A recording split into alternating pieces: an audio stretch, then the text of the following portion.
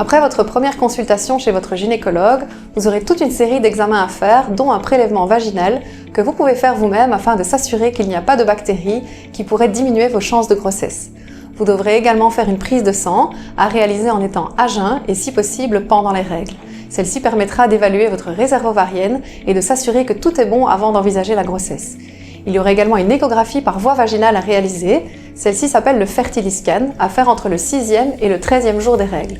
Il correspond à une échographie durant laquelle nous allons regarder votre utérus et vos ovaires afin de voir leur réserve, c'est-à-dire le nombre de follicules présents que l'on pourrait éventuellement stimuler. Ensuite, après avoir posé un spéculum et un fin cathéter à l'entrée de l'utérus, nous ferons une injection de liquide physiologique. Ceci nous permettra d'évaluer votre cavité utérine afin d'être certain que rien n'empêche l'implantation de l'embryon. Enfin, la dernière partie de l'examen permet de vérifier la perméabilité de vos trompes, c'est-à-dire qu'elles sont bien ouvertes, en injectant une mousse au niveau de l'utérus afin de voir si on peut réaliser un monitorage de l'ovulation ou une insémination.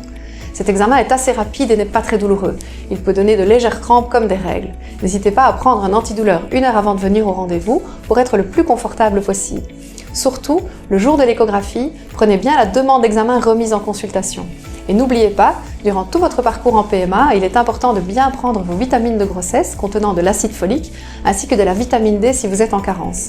De même, il est important d'avoir une bonne hygiène de vie, d'arrêter le tabac, de limiter la consommation d'alcool qui devra être stoppée dès le test de grossesse positif.